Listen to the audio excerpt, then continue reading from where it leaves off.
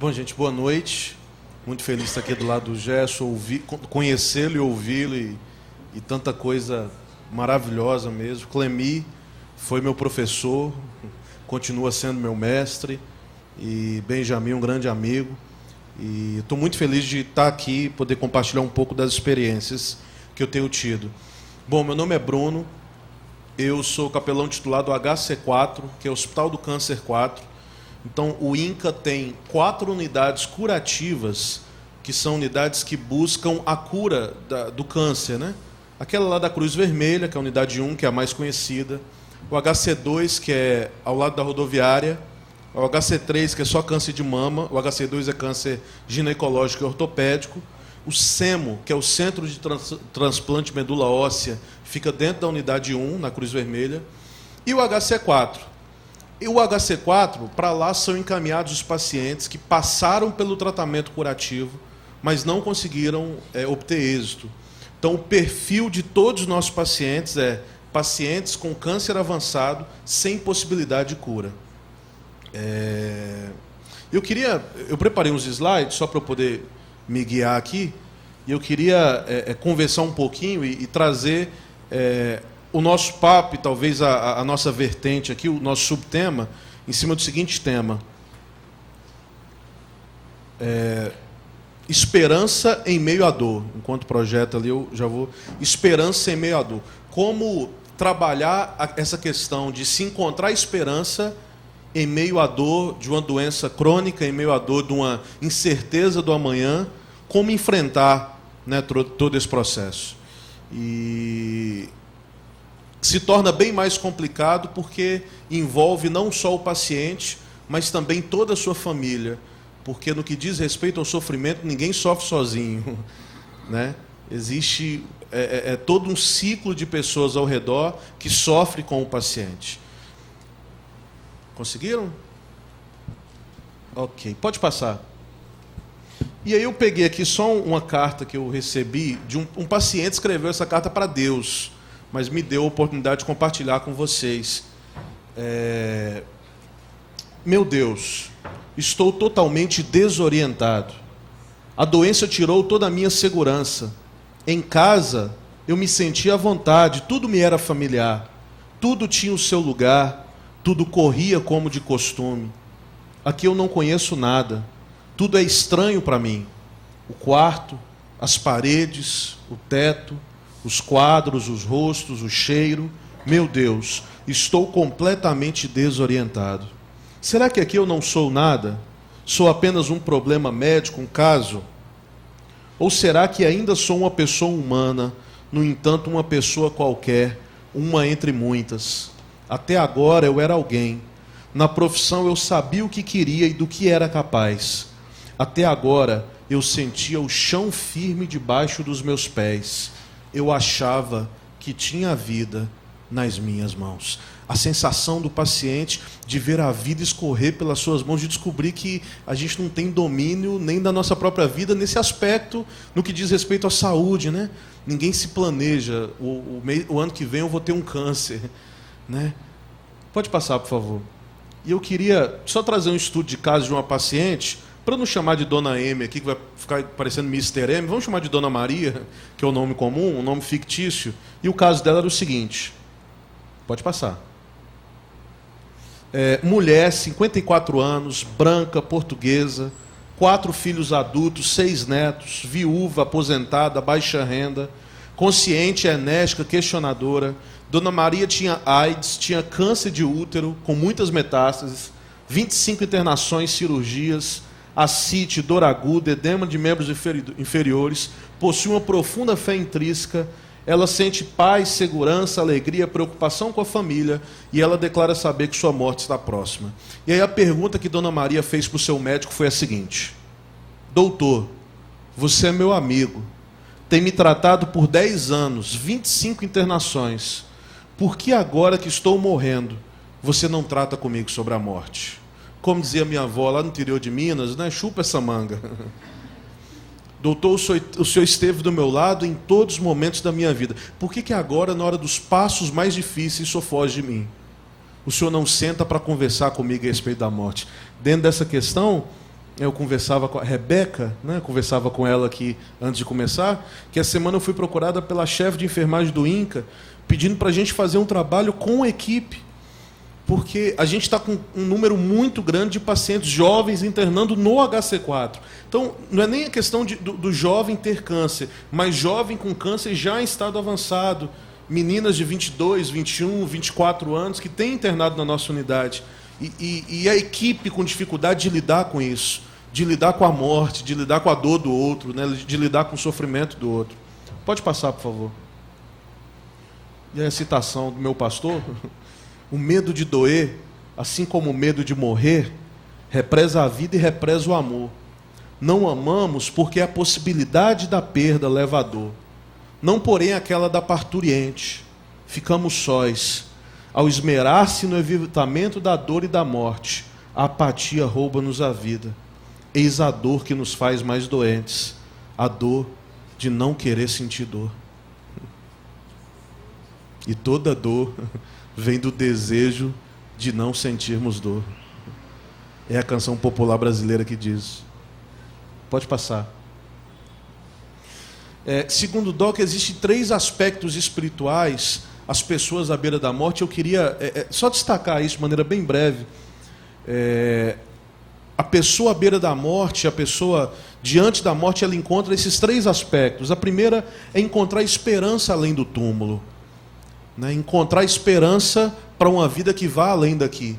A segunda, morrer com assistência adequada, ou seja, saber que tudo que pode ser feito está sendo feito em prol do seu caso. E a terceira, e diria eu, talvez a mais importante, é a busca por sentido na vida.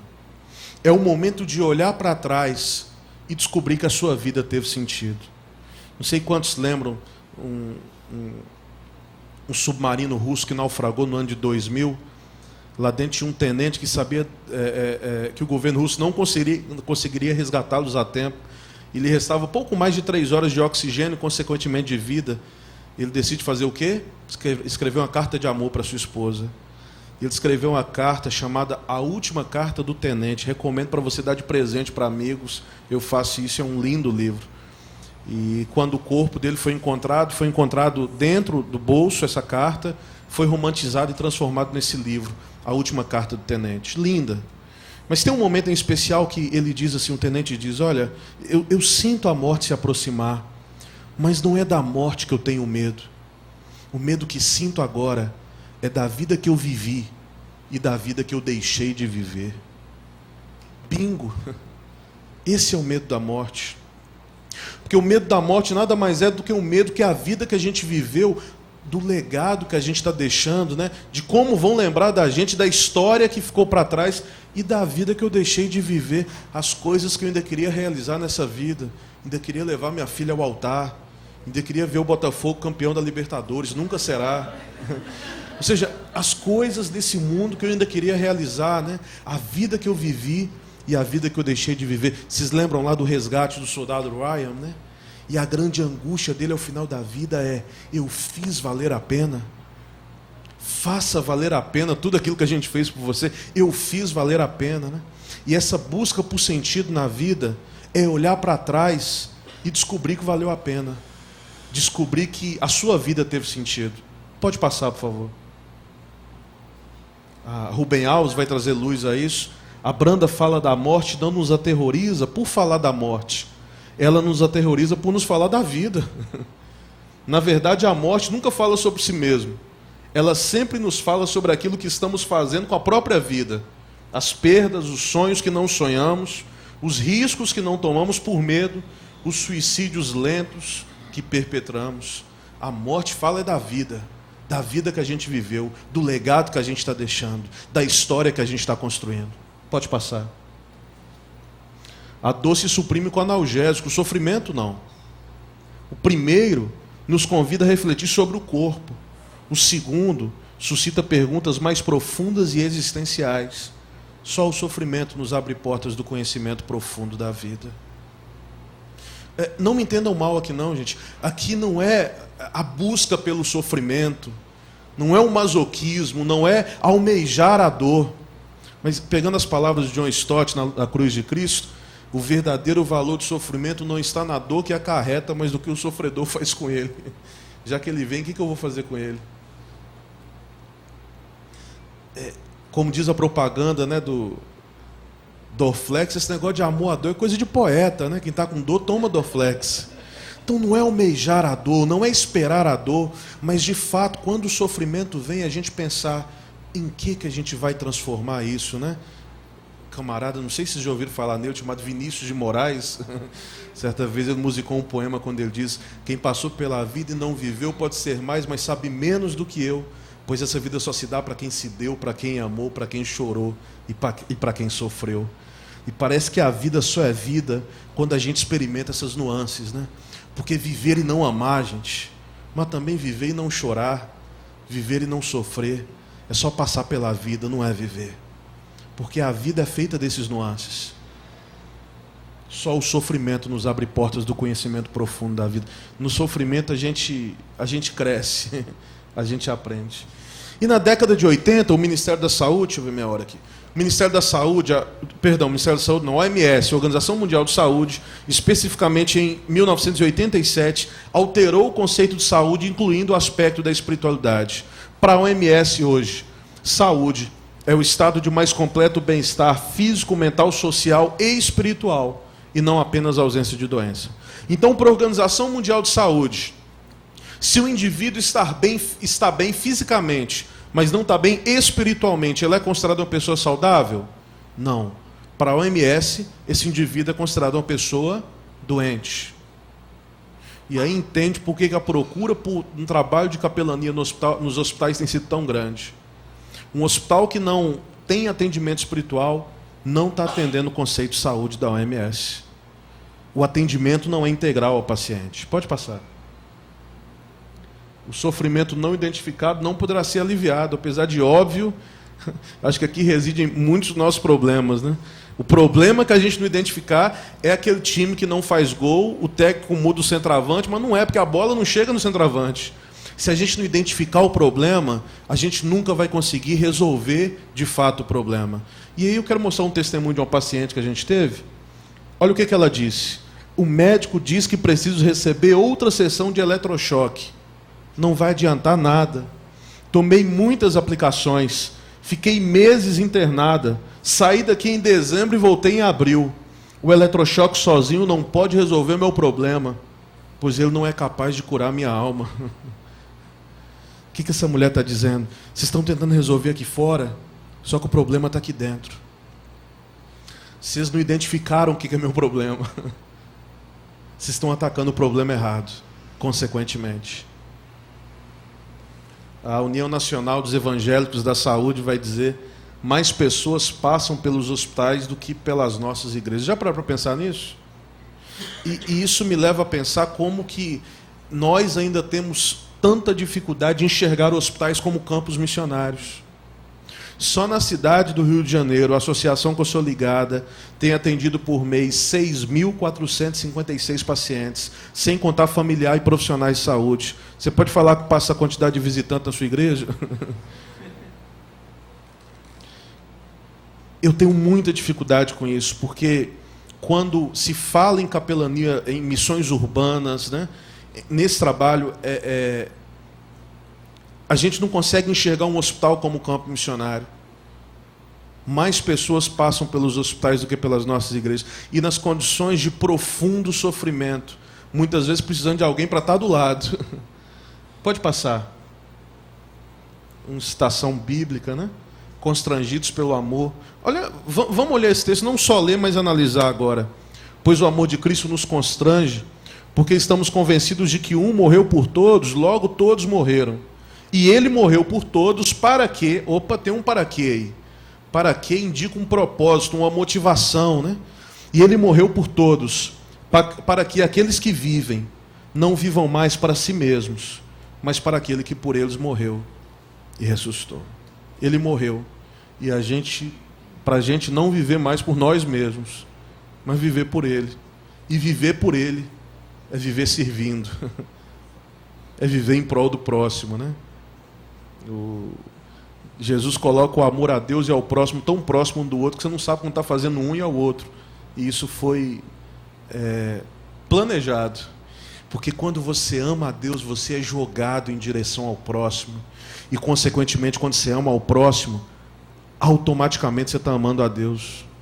Mas, Deus, quando te vimos enfermo e não te visitamos? Quando vocês fizeram ou deixaram de fazer a qualquer um dos meus, é para mim que vocês estão fazendo ou deixando de fazer. Olha o que Jesus vai dizer. Quem ama, a tradução da TEB, Bíblia Ecumênica, tradução ecumênica, quem ama a sua vida e psique no hebraico, perde-a. E quem deixa de se apegar a ela nesse mundo, guardá-la-á para a vida eterna. Com outras palavras, gente, quem se agarra egoisticamente à vida, põe a vida a perder. Mas quem vive generosamente, sabendo entregar-se à vida, gera mais vida, está mais perto da vida divina. Que evangelho desconcertante é esse, atrelado a uma notícia maravilhosa, mas ao mesmo tempo difícil de ser vivida, porque o que esse evangelho está dizendo é que há uma fecundidade em morrer por um determinado tipo de vida. Há uma riqueza que só pode ser usufruída quando nós aprendemos a morrer por um determinado jeito de ser nesse mundo.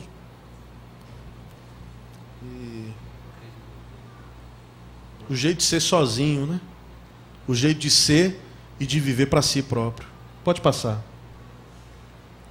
Momentos como esse que muitas vezes a gente tem deixado de lado, e o HC4 me ensinou isso, né? A vida, eu tenho comparado a vida a um pote de café.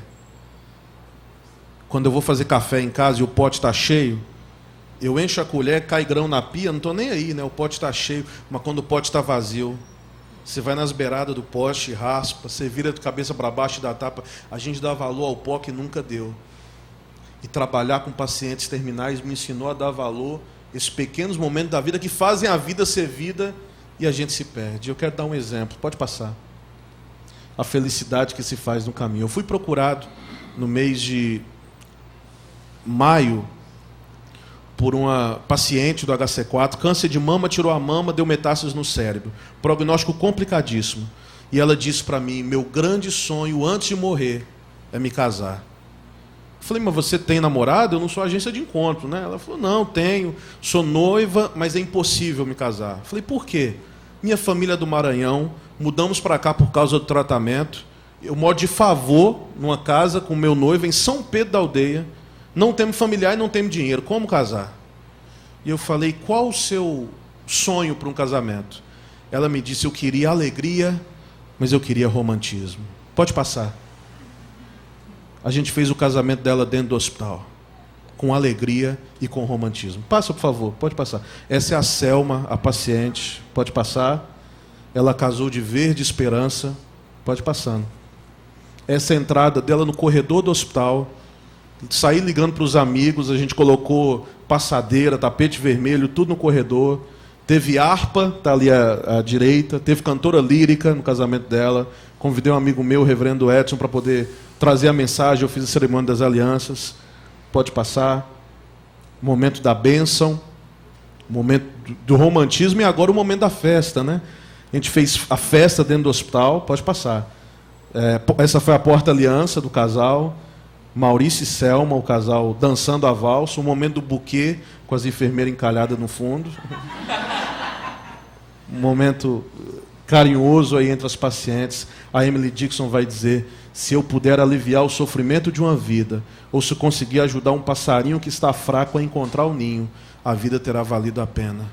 E eu acho que, já estou encerrando, nós como igreja, a gente tem muito a fazer dentro desse aspecto. Passa, por favor. Pode passar, não sei se... Aqui um depoimento de uma profissional de saúde que estava enferma, né? E ela falou para a própria equipe, sei que vocês se sentem inseguros, não sabem o que dizer ou fazer, não fujam, esperem. Tudo que gostaria de ter a certeza que haverá alguém para segurar a minha mão quando eu precisar. Estou com medo. A morte pode ser rotina para vocês, mas é novidade para mim. Passa, por favor. E aí eu queria só, já está encerrando, mas ler esse texto aqui. Eu acho que ele cortou.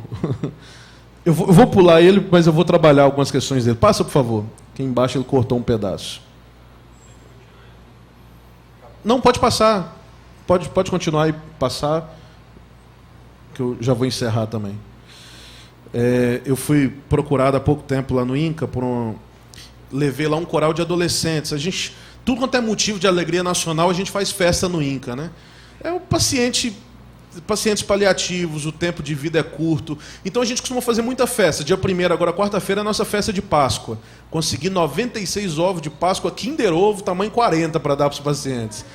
E a gente sempre faz muita festa, tudo quanto é motivo de alegria nacional, Dia das Mães, Dia dos Pais, Natal, Páscoa, rebaixamento do Vasco da Gama, tudo isso a gente costuma comemorar.